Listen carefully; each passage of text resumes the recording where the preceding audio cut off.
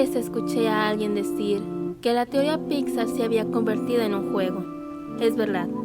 Esto quiere decir que los que seguimos esta teoría no es porque en verdad creamos que las películas están conectadas, sino que se ha convertido en un muy entretenido juego el tratar de encajar las piezas para que todo tenga coherencia dentro de la teoría de que estas películas comparten universo. No es que creamos que la teoría Pixar sea cierta, sino que nos divertimos al imaginar cómo podría ser posible. Con nuestras teorías, construimos el universo que la teoría Pixar clama, y con ellas llenamos los huecos que se irán formando con cada contradicción que ofrece cada película venidera. La teoría que ahora les traigo contrarrestaría la incongruencia que hay al comparar la vida después de la muerte mostrada en Coco y la mostrada en Soul.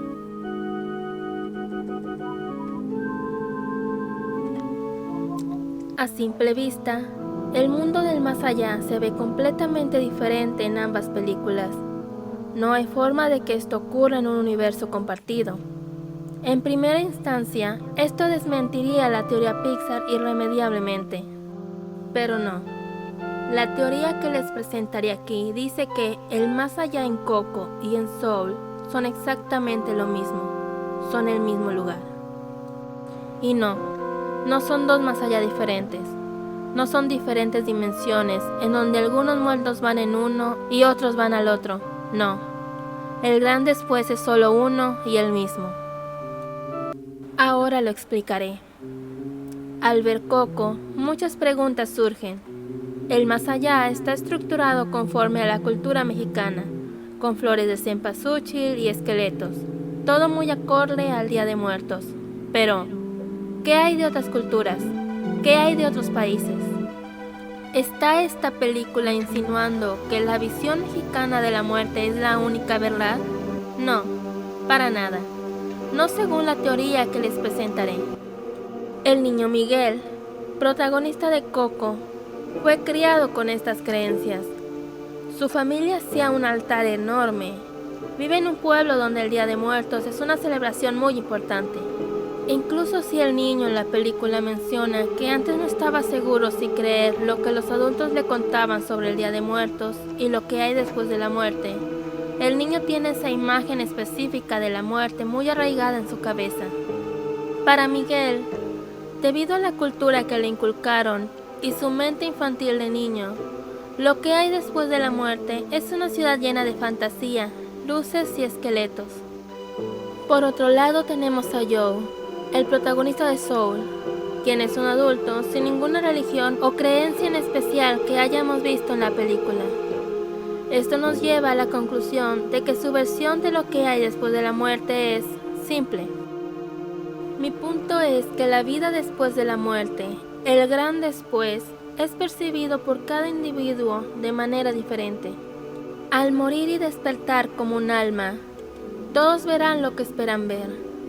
Miguel fue criado en México, por lo que él vio esa representación, pero todos lo verán diferente acorde a su propia interpretación de lo que esperan ver al morir. Esto quiere decir que si una persona cuya religión o cultura dice que después de la muerte hay tal o tal cosa, y la persona toma esa interpretación como suya, al fallecer eso es lo que encontrará. Entonces, la versión de lo que hay después de la muerte en cualquier religión, o la idea que cada uno como individuo tiene sobre lo que se encontrará al morir, es lo que verá hasta cierto punto. Puede que suene algo rebuscado, pero quizá no lo sea tanto. Las pruebas están en Soul, en dos frases muy interesantes. La primera prueba es la frase dicha por Jerry. Soy la combinación de todos los campos cuánticos del universo, en una forma que tu débil cerebro humano comprenda. La segunda prueba es lo dicho por 22.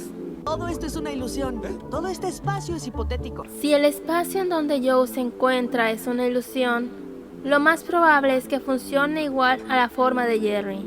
Es decir, que lo que ven es lo que ellos perciben, lo que su cerebro interpreta. Por ejemplo, con Miguel. Para su cabeza sería mucho más fácil percibir el más allá viendo la cultura con la que ya está acostumbrado. Sucede lo mismo con cada persona. Para que la mente pueda procesar lo que está viendo, lo percibe como una ilusión que va acorde con lo que ya conoce para que sea mucho más fácil de comprender. Eso significa que cualquier versión que veamos de la otra vida en Pixar es correcta y la misma, pero desde diferente perspectiva. Queda un hueco por resolver. En Soul, las almas son enviadas inmediatamente al gran después, mientras que en Coco, las almas quedan en espera hasta que son olvidadas. No sabría explicarlo con precisión, pero es posible. Después de todo, ese plano tiene diferentes áreas, diferentes dimensiones. Cuando Joe se desvía de su camino al gran después, se le ve atravesar diversas capas o dimensiones.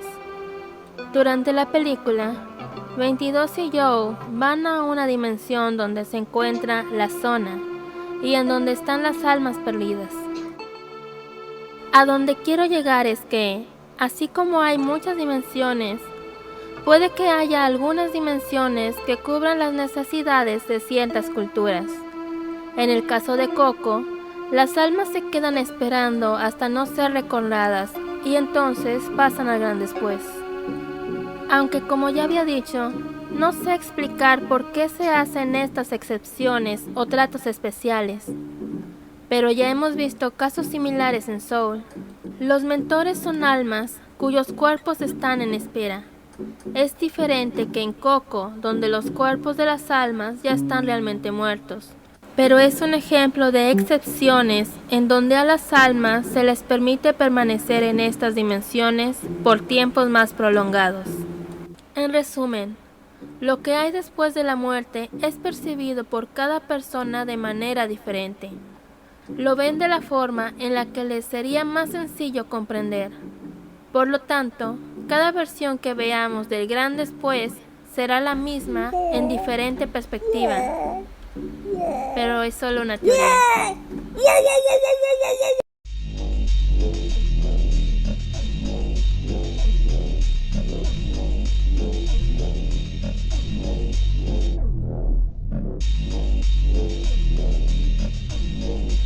Si te ha gustado el video, dale a like y subscribe para ver más videos así.